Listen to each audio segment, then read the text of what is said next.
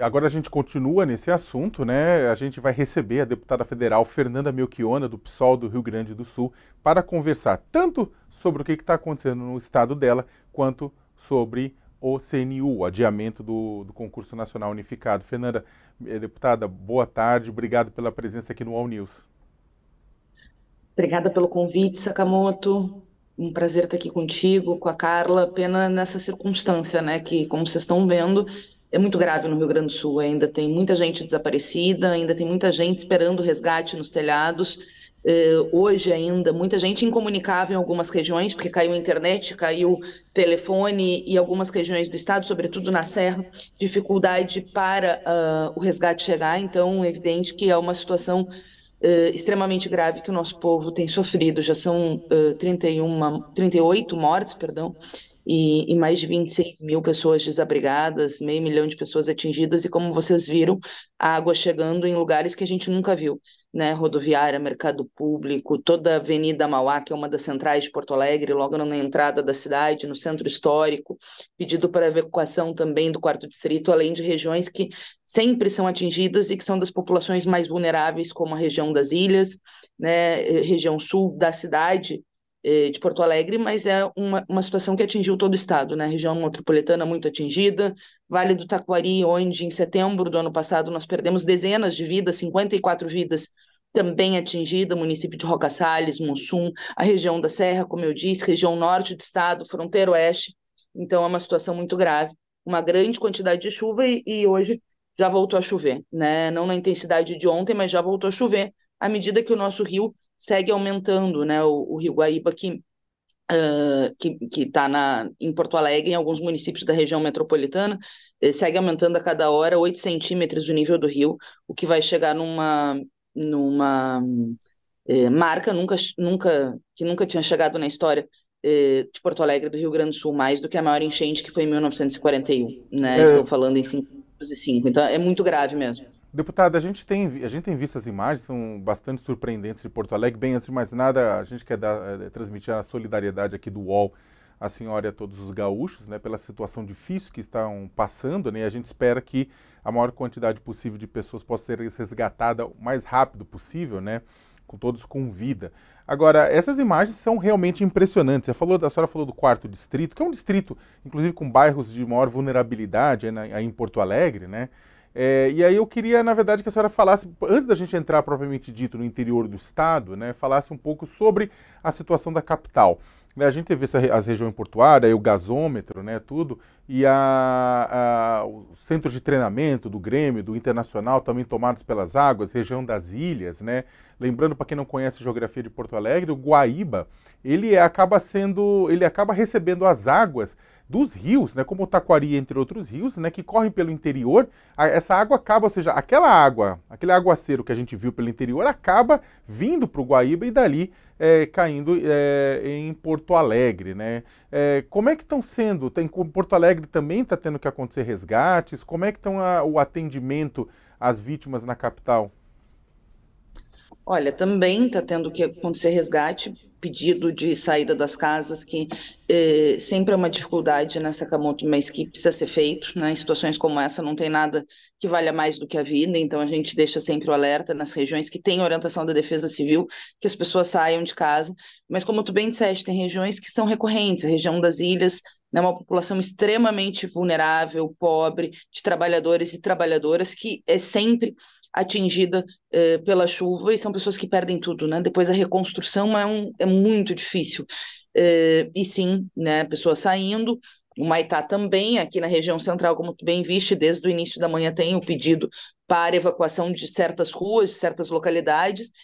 Houve muito desencontro de informação, nós temos que né, pontuar, óbvio que o momento é salvar vidas, e esse é o objetivo número um, mas esse desencontro, né, de informações e o despreparo para situações de emergência e de evacuações rápidas e ao mesmo tempo, né, a precariedade dessas informações para a nossa população, que, bom, agora é salvar vidas, né? Resgatar o que precisa ser resgatado à população, alertar para que todas aquelas ruas que tenham pedido de saída, que a população evacue. Tem 4 abrigos já recebendo em Porto Alegre, já tem rede de solidariedade, de doação, várias instituições, né, recebendo, e claro, muita gente em casa de amigos, né? Muita gente, muitos amigos meus, muitos companheiros e companheiras, muitas entidades recebendo gente, fazendo doação de alimentos. Tem uma rede de solidariedade do povo porto-alegrense. Mas, ao mesmo tempo, não é a primeira vez, né? É o 4º evento climático extremo no Rio Grande do Sul. Claro que Porto Alegre, nessa dimensão, teve a de janeiro, que foi muito forte, a chuva de janeiro, vocês devem lembrar, mas não foi esse montante de chuva, e o Guaíba não transbordou da forma como está transbordando. Em janeiro, nós ficamos dias sem luz em vários bairros, várias pessoas, algumas regiões sem água, que também tem a ver com desinvestimento por parte da prefeitura no DEMAI, mas o nível da água não subiu tanto como agora e, como eu disse, a tendência é seguir aumentando. Então, a nossa preocupação é ainda maior, né? Deputada, a senhora colocou aí, né, que não é a primeira vez, e até a chave Pix para doações é a mesma do ano passado, enfim, a gente vê esse sofrimento de forma recorrente, né? A minha questão é assim, as autoridades, como é que a senhora avalia a resposta das autoridades para isso também na prevenção, né? Eu digo prefeitura, o estado e o governo federal. Não dava para, de alguma forma, a gente, infelizmente, aprender com as tragédias passadas e ter alguma coisa mais efetiva para prevenção? As autoridades locais e estaduais, e todas as autoridades, estão falhando na sua avaliação? O que está errado? Por que que a gente continua vendo isso de forma tão recorrente? Olha, Carla, eu acho que é muito importante a tua pergunta. Como eu disse, claro que agora é salvar vidas, enfrentar o desespero, fazer a rede de solidariedade. Mas a gente não pode normalizar perder vidas. Eu não posso aceitar que seja normal, em um ano, o Rio Grande do Sul perder 100 vidas até agora, contabilizando os do ano passado, infelizmente, né, os óbitos do ano passado, que foram 75, e mais os 37, né, de agora até agora, porque ainda tem muita gente desaparecida. Eu espero que esse número não aumente, mas infelizmente ele pode aumentar, né? E ao mesmo tempo a gente vê os investimentos, né? Primeiro, absolutamente insuficientes na prevenção. No caso de Porto Alegre, o nosso vereador Roberto Cobaina fez a denúncia de que Porto Alegre gasta o triplo em publicidade do que investiu em defesa civil, previu no orçamento desse ano o triplo em publicidade do que para equiparar e investir na defesa civil. Eu recebi de municípios que não têm barco para tirar pessoas. A gente viu essa falta de infraestrutura, inclusive no resgate. Veio 8 helicópteros do governo federal, veio material das Forças Armadas, e que bom que veio, evidentemente, mas a gente viu a defasagem de helicópteros por parte dos bombeiros do Rio Grande do Sul, que são fundamentais. Aliás, eu quero agradecer aos bombeiros, né? Mas a gente precisa de mais bombeiros e mais infraestrutura e mais recursos. Quando eu tive no Vale do Taquari o ano passado, logo depois, né, durante aquele momento das cheias, os municípios já falavam, os próprios municípios, olha, nós precisamos melhorar as defesas civis, precisamos ter uma integração das defesas civis para o que fazer em caso de urgência, tanto plano de evacuação como material de infraestrutura para resgatar a vida, porque falta até a infraestrutura para resgatar a vida. Entende? A infraestrutura mesmo. O que dirá plano de prevenção, protocolo de urgência, sistema de detecção, embora nesse caso, há 7 dias antes já tivesse a previsão meteorológica de enormes chuvas para o Rio Grande do Sul, né? Ou seja, foi avisado, né? Enfim, foi aumentando o aviso conforme a intensidade das chuvas foi aumentando. Nós não podemos dizer que nós temos um sistema de detecção e de informação rápida para a população eficiente. Isso do plano de vista, assim, do curtíssimo prazo. Porque essa questão do aumento de eventos climáticos extremos, como tu bem disseste, logo depois que entrevistou a ministra, tem a ver com as mudanças climáticas, e o Rio Grande do Sul está sendo o estado proporcionalmente mais penalizado do país. Claro que nós temos eventos gravíssimos também em outros estados, Bahia teve, São Paulo teve, o calor extremo no Rio de Janeiro, né? Então nós temos um todo, só que o Rio Grande do Sul é a quarta vez. É a quarta vez, né? Além da estiagem em determinados momentos do verão, como foi no início do ano passado, que também tem impacto, né, na vida das pessoas, na economia, na vida dos municípios. Então, assim, tem o básico que precisa ser feito, um plano de emergência para esse tipo de situação e o equipamento, o investimento, concurso público para as áreas de defesa civil, corpo de bombeiros, etc., protocolo da população, treinamento, como vários países do mundo têm para outras situações de intempéries, outros eventos climáticos, nós temos que ter para essas situações no Rio Grande do Sul. Isso a curtíssimo prazo. A médio prazo, tem que ter a seriedade para fazer os investimentos nas áreas de zoneamento de risco, por exemplo. Quais são as populações que precisam ser reassentadas, que perdem vida? Quais as matas ciliares que preservadas, né, na beira dos rios, que é fundamental para a preservação ambiental. Isso tudo a médio prazo precisa ser feito, né? Tanto drenagem de boca de lobo, que acaba tendo impacto, etc., e a longo prazo, no sentido do impacto, né? Não que seja a longo prazo que tem que ser feito a longo prazo, tem que ser feito agora. As medidas ambientais de preservação da natureza. Acontece que nós estamos discutindo tudo isso, é o 4º evento climático, são 100 mortes, nós estamos aqui no meio da urgência e a gente vê votar é flexibilização de leis ambientais e não o contrário que deveria estar sendo feito para preservar o meio ambiente, seja no marco temporal, e nós estamos falando de territórios indígenas, mas são territórios que precisam ser preservados, seja o desmatamento e a devastação do Pampa, que é o nosso bioma aqui, seja o projeto de campos de altitude, que foi aprovado agora na CCJ, infelizmente, e que acaba tendo muito impacto ambiental justamente nas nascentes de rio, ou seja, as medidas, né, do negacionismo da extrema-direita e o negacionismo neoliberal, que eu chamo, que é aqueles que reconhecem que tem as mudanças climáticas, mas nada fazem, é um combo que retroalimenta o problema, piorando a condição de enfrentamento às mudanças climáticas a longo prazo.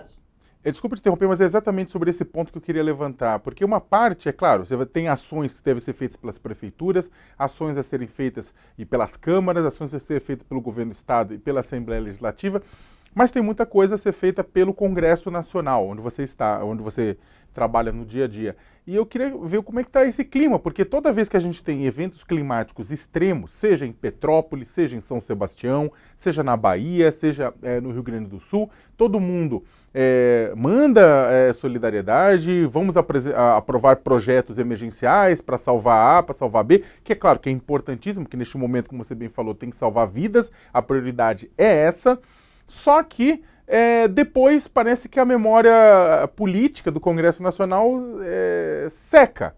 E aí a gente não vê o trâmite de projetos ligados a mudanças climáticas, bem pelo contrário, qualquer tentativa tocada por parte do Ministério do Meio Ambiente e das Mudanças Climáticas, que tem Marina Silva à frente, parece que é emparedada, né, por parte da classe política.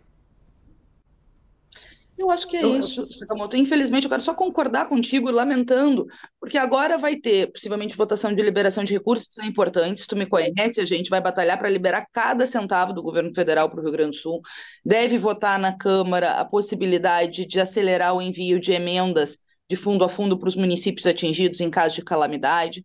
O Arthur Lira já anunciou nas redes sociais uma PEC que reserva uma parte das emendas parlamentares para atuação na defesa civil, e obviamente todas essas iniciativas merecem o nosso apoio, só que elas só atacam no imediato e olhe lá, né? Porque às vezes a liberação de recursos demora um tempão para chegar, embora eles sejam necessários para construir rodovias, pontes, etc., né? Como aqui no Rio Grande do Sul será muito necessário, porque o tamanho do estrago é gigante.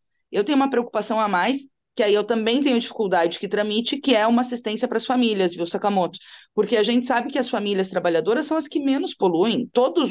As pesquisas da Oxfam, do IPCC, dos institutos de pesquisa mostram que são grandes empresas, ou a monocultura, enfim, né, ou o uso indevido de agrotóxicos, ou o desmatamento por parte de madeireiros ilegais, enfim, atividades criminosas mesmo, que produzem grande desmatamento, né? Então, a população que vive nas áreas mais precárias é extremamente vítima do aquecimento global e das mudanças climáticas, e é quem, obviamente, muito menos contribui para esse quadro. É quase irrisório comparado, né? Claro que todo mundo tem que receber educação ambiental, a gente tem que ter a coleta seletiva dos resíduos, etc.